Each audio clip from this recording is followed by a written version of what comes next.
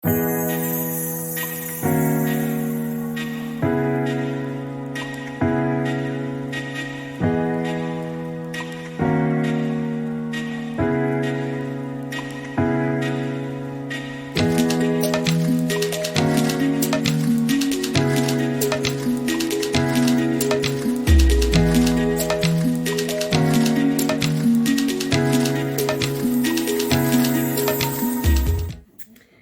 everybody, and welcome back to my channel. So my name is Bex, for those of you that haven't met me before, and this video is going to be a little bit different to the videos that I've previously been recording. So my other videos that I've had on my page for the past few months has been about my life in America. So as you can probably tell by my accent, I'm actually British. I'm from a little town called Grantham in the UK, which is like near Nottingham in the East Midlands, kind of above London. Manchester, London, Manchester, me. Anyway, on the east coast of the UK.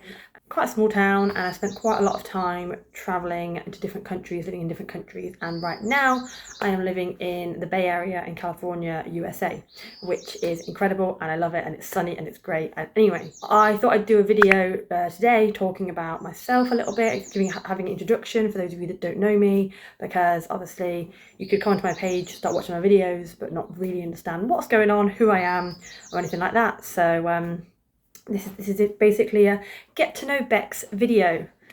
So as I said, my name is Bex. I'm from the UK. I'm 26 years old, although I turned 27 at the end of March, so March the 30th. Crazy. And I have been traveling since I was 20. So I moved to Canada. Well, I've been traveling on holidays at school since a young age. I've been really fortunate.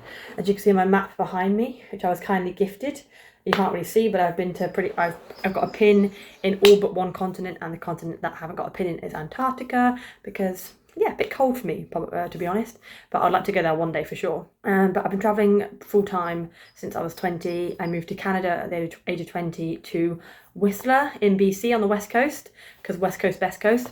I spent 2 years living there, traveled around the whole country, did a lot of America in that time as well, a lot of road trips into America, and fell in love with America and knew that I always wanted to live here. America's one of those places though that it's quite hard to get a visa, so yeah, it was definitely difficult, and I'm very grateful that I'm here now.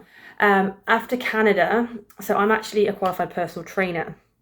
I never went to university, didn't really know what I wanted to do, but really love fitness, so decided to become a personal trainer.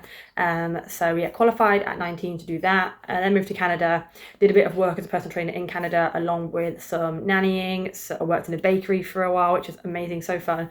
Just a few random jobs while skiing and hiking and biking and going to the lake and just having a great time, to be honest. But then when I left Canada after my 2 years was up, I actually came out of a relationship in Canada. It was a little bit toxic, and I decided that I didn't want to stay in Canada after my 2 years was up, because, you know, memories of the relationship. I was going to get residency with that person, but decided that it wasn't for me. You know, I was like, I want to see more of the world, I want to carry on, and that's what I did. So I went home for a little bit. And then I went to work on a cruise ship, because when I qualified as a personal trainer, a lady came round and spoke about how I could be a personal trainer on a cruise ship and travel whilst doing my dream job. And I was like, that sounds cool. So I decided to go for it and got the job on the cruise ship. Wasn't actually as glamorous as I was expecting. There are a lot of jobs on a cruise ship, and some of them are more glamorous than others. You know, you can be a performer, which I've got a lot of friends that are actually performers on cruise ships, and you've got a set schedule when you're a performer, because you know what shows you're doing and when. You've got like a set salary. It's a lot different, whereas as a personal trainer, you work very long hours for commission-based. It's very commission-based, so if you don't really earn any money in the time that you're working, then you've worked 14 hours and made basically nothing. So it was, you know, it wasn't as glamorous as I expected, and there were some really great points, but some also points that I just didn't enjoy at all. And I was meant to be on the ship for 4 months, but for 9 months. But after 4 months, I was like, yeah, this isn't for me. I'm done. But I didn't really want to go back to the UK, because I'd only been on the ship for 4 months, as I said, and I planned to be out of the UK for like 9 months to a year. So I was like, what can I do next? And I really missed the freedom that I had in Canada, just to go hiking and walking, because being on a ship, it's great, because you get to go to travel to all these different destinations for free, but you are on a ship. You know, you can walk around the ship, but that's about as far as you can go. You can't just walk into the ocean. And when you are in these destinations, you have to wait for the customers to get off first before the crew can get off. So you're very limited in your time. And I kind of missed just having complete freedom and, you know, not being limited to the people that I could talk to, because you can only talk to the people that are on board the ship.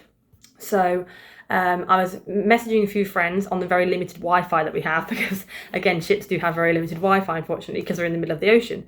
So messaging a few friends, seeing what my options were, and I actually had a really, really good friend who I'd met in Canada, who was currently living in New Zealand at the time, and she said, you know, come here, it's like Canada but not as cold in the winter. And I was like, okay, good, because as much as I love the snow in Canada, it just got too cold for me. I've realised that I am definitely a summer person.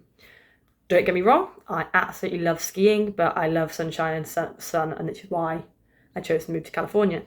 But I was like, you know what, New Zealand's been a place on my list for ages. I was in Australia and Asia at the time on the cruise ships. It wasn't that far to fly there. Like, it wasn't going to cost me an arm and a leg or take me 8,000 hours to get there from the UK. So I thought, fine. Like, I'd done Australia, the east coast of Australia, I'd done like the South Pacific Islands, so Vanuatu, New Caledonia, Fiji, and we'd made our way up to Singapore as our home port, and we're doing Singapore, Thailand and Malaysia at the time, like a little loop. So I decided to get off the ship in Singapore and then fly down to New Zealand via Sydney. I spent a couple of days in Sydney because I saw it on the ship during the day, but I wanted to see it at night time and just spend a few more days there, explore further afield, do the Blue Mountains, all that. And I had to stop there anyway as part of the flight, so I thought, why not?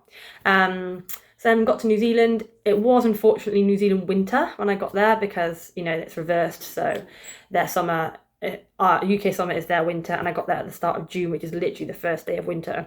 So it was a little bit cold, but again, not as cold as Canada, and I got to do some skiing, and I got a really cool job working at a bungee jump there, which was so fun.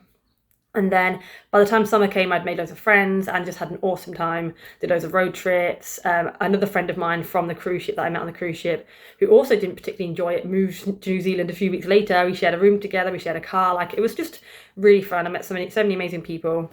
And then I actually went back. So my sister got married in August 2019. So I left New Zealand a year after arriving there. So the start of June, end of May, start of June, and went back to the UK to see my sister for a few months for her hen do and her wedding. On the way back, again, because it's such a long flight, I decided to fly via Canada and see my friends there, that I'd known from when I lived there. So that was fun. And then I spent 4 months in the UK, 4.5 months in the UK, from middle of June to middle of September. July, August, September. June, July, August, yeah, 4 months. And then just had my sister's hen do, had the wedding, went to Barcelona with my mum, like just hung out with family. It was really fun. And then went back to New Zealand on a visa sponsorship. So I went back. My job sponsored me to go back and do another summer, potentially longer if I wanted to stay, but also didn't really like winter, and I kind of wanted to go to Australia as well, because I'd been there on the cruise ship but not like done the visa there. And that's what I did. I went back to New Zealand, had another fun summer there, got my Australian visa, had plans to go to the Philippines, Bali, and then move to Australia. And then the dreaded COVID hit. So yeah, I wasn't really sure what to do. I was like, well, do I stay in New Zealand when my visa's running out and potentially get an extension, but also not sure if I can, or no, not sure if I've even got a job because I worked in tourism. Do I go back to the UK? Do I go to Australia early? All these thoughts were going through my mind.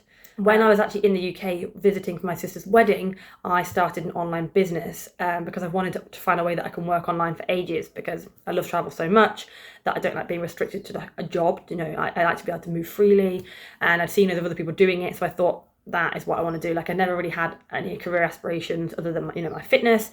So I decided to incorporate my fitness online with a travel business opportunity, which just stuck out to me so much because I love travel. So I thought that is what I want to do. And I was building it up. When I went back to New Zealand after the summer, I was building it up for the summer in New Zealand. It was going really well. It was great. I thought, this is it.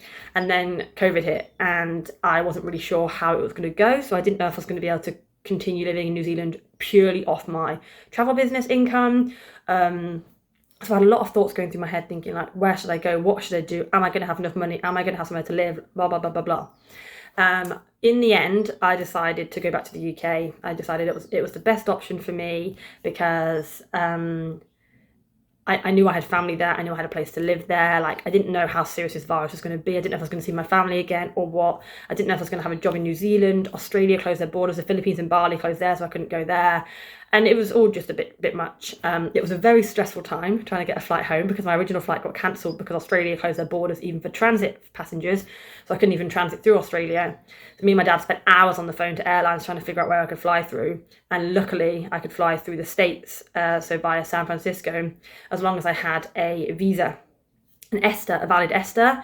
And when I flew back to New Zealand in the summer of 2019 after my sister's wedding, as I mentioned, I don't really like flying directly, like 33-hour flight in one go. I've done it once, and that was coming back from New Zealand in the pandemic, and I'm just not a fan. I'd rather, if I know I've got a 33-hour flight, break it up and spend like a week somewhere, So that's what I did. When I flew back in 2019 to New Zealand, I flew from the UK to San Francisco, which is 11 hours. First time ever visiting San Francisco. It had been on my list for ages, and it was the best trip ever. Spent a week there doing San Francisco, Napa Valley, Yosemite, and then I went from San Francisco to New Zealand, but the stopover was in Honolulu, Hawaii. So I thought, I'll just see if I can break the flight up and, stay in Hawaii for a couple of days. And when I looked at the individual flights from San Francisco to Hawaii and then Hawaii to New Zealand, it actually deducted, it was cheaper by $150 to do the flights individually than it was to do a direct flight with like a 3-hour layover in Honolulu. So that $150 paid for my hostel in Hawaii. So I basically got a 4-day free trip to Hawaii, which was a dream come true. It was so cool. I did North Shore, I did Pearl Harbor. It was just incredible. I never thought I'd be able to get to Hawaii, but I used my travel agent logic and broke it all up, and yeah, it was incredible. Plus, I used my travel agent booking system to book it all, so commission back, and I was just in a really good place. It was great. But yeah, then COVID hit, so we're not in such a good place anymore. And I made the decision to get that flight via San Francisco back to the UK. And it left after we got off the phone, it left in 2 hours. So I had to pack. Oh, I missed an important detail out. I couldn't take luggage back with me. The flight it wouldn't let me book the flight originally. We tried loads of cars, it wasn't working. And the only next available flight was like $300 more than this one. And it didn't include luggage. It said, you cannot bring luggage on this flight in like big red letters. And I was like, okay, what do I do? Because if I don't get this flight, I'm stuck here. If I don't, I decided to just book the flight with no luggage and just pack a hand luggage bag and get to the airport because I had 2 hours. So that's what I did. My friend actually drove from Wanaka, which was the next town along in New Zealand than Queenstown, to me because we had some early birthday celebrations because my birthday was the end of March, or is the end of March, as I just said before. And this was like March 20th. So because I knew I was leaving because of COVID, I thought I was leaving on the Sunday originally. So we were going to have like a Saturday birthday party thing just before I left, like a leaving birthday party. But then because my flight got cancelled because Australia closed their borders, we had to then change the flight to the Saturday. So she literally drove from Wanaka to Queenstown with a little birthday cake for me, got to my door and I went, change the plan, hun. You're taking me to the airport. And she was like, what? So yeah, I'm literally leaving right now with a hand luggage bag. So, yeah, that was very stressful, and that was a 33-hour flight, Queenstown to Auckland, Auckland to San Francisco, San Francisco to New Zealand, to England, and it wasn't fun. It really was not fun at all. But I got home. I lived at home. I lived out at my dad's near Brighton for the first year because I wanted to be by the beach. I had a job down there. I managed to get a flat down there as part of my job.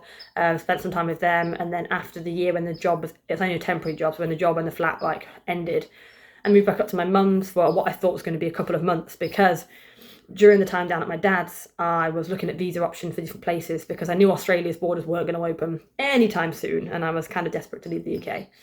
And then I wanted to live in the US for as long as I can remember, and I was just searching around different options, and I came across a au pair opportunity, which I actually met when I was in San Francisco the first time in 2019. I met some au pairs in my hostel and they took me to Napa Valley.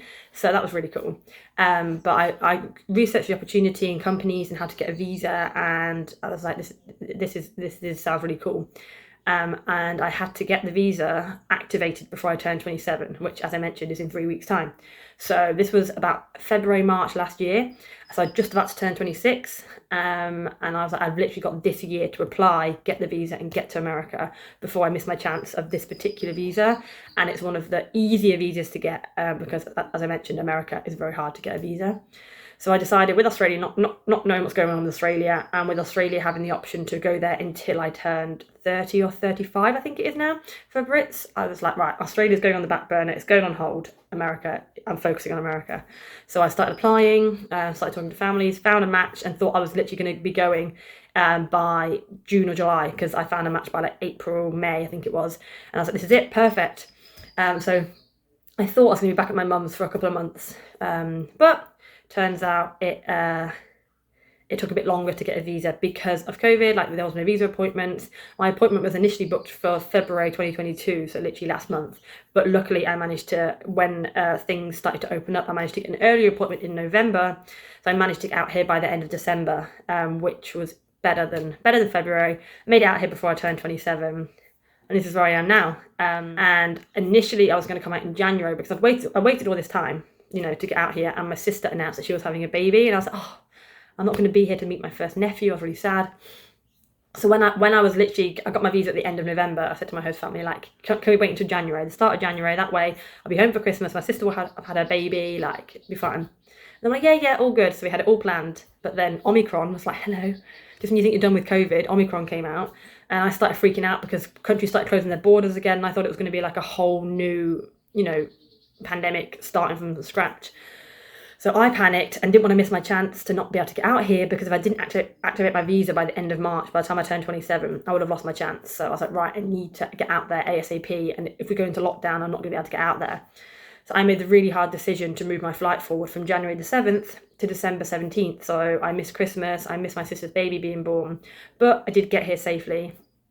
And it has worked out well because my host family are now going back to Europe at the end of March. So over my birthday time this year, we're doing Venice, Athens, Crete, and then Paris. But whilst they're in Paris, I'm going back to the UK for 4 days to see my family and meet my nephew. So it has worked out. And now by the time I meet him, he'll be like 3 months. So he's a little bit more bubbly and got more of an expression than just a newborn baby. So it's worked out, and I'm very, very excited. But basically, that is my life. In terms of my online business, I'm still working on it. I did, COVID, initially it went really well during COVID because people wanted something different. They wanted a different way to live. They realised that they were very stuck in the way they were doing things. And I think it opened a lot of people's eyes. I was like, great. But then obviously as COVID kept going and going and going, and travel restrictions were all over the place, like, it was very inconsistent, and I needed to do other stuff to keep the income. And I got a little bit drained by it after a while of all the inconsistencies. So I took a little bit of time off and focused on getting my visa to move over here, and become an au pair. And now that I've got a little bit of free time during the day as an au pair, I'm starting to pick it back up again. But yeah, it's definitely it's definitely something that you have to what's the word? Have a thick skin for, because the inconsistencies can be quite draining. So I'm getting back into my personal development, which I love. I'm a personal development junkie, so I'm reading this book right now. I've been reading a chapter a day. Today's book was all about smiles, so make sure you smile at someone today, guys, and make their day and make your day as well. And yeah, I'm really big into personal development, manifestation. I've got some, I don't know if you can see, let me turn my camera around without it falling over, on my mirror. I've got my where is it? There, my affirmations on my mirror. So yeah, big personal development, mindset, fitness junkie, all about wellness. My Instagram, which is just here at BexEaton_, is basically travel and wellness, because I'm trying to promote a healthy lifestyle whilst traveling, because I feel like traveling really helps with wellness. Like, it really does. Like, I've become in such a good place just from like traveling and living abroad, and it just opens your eyes so much. So that's what I try and promote, because I absolutely love it. That's what this channel tries to promote, is inspiration for you guys to do the same. I've never had loads of money. I've figured it out. I've worked along the way. Like, I've made it work. So hopefully I can inspire you and give you advice. So if you've got any questions about how to get a visa, or different countries that I've been to, how it is living there, traveling alone, hopefully I can give you advice and answer any questions, and just have a community of people that are wanting to do the same thing, all kind of like-minded, or wanting to learn from each other and grow and share information. And that's basically what my whole online presence is about and what I'm trying to build as a overall online brand. So yeah, that's Bex, or backpacking Bex as I used to call myself. I decided to go back to Bex Eaton because it was more broad. I could do a bit more about everything, you know, not just backpacking. I love doing all kinds of travel. I've done a lot of backpacking, but I do love doing all kinds of travel and obviously fitness. So I thought Bex Eaton, being me, was a lot more broad about my whole self, not just one part of myself, if that makes sense. So yeah. Thanks for watching, guys. I hope you enjoyed learning about me. Please ask me any questions in the comments or share any information about you. I'd love to get to know you guys as well. Thanks for supporting me, and don't forget to hit subscribe, like, and turn on notifications so that you never miss any other videos from me about my life in California or just in general. Really, really appreciate, as I said, all your support, and have a great day, everybody.